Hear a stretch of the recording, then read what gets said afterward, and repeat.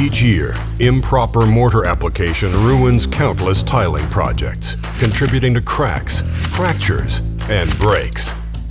And here's the culprit: spot bonding. With spot bonding, mortar is applied unevenly in random blobs, creating air gaps, while limiting the coverage, support, and bond strength of mortar to the tile.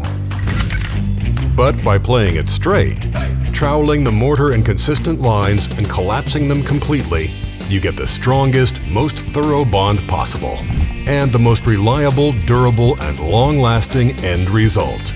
When it comes to making your tiling project most effective and efficient, Customs on the case, with a custom LFT mortar for any large format stone or tile installation. Got a tiling question or a story of your own?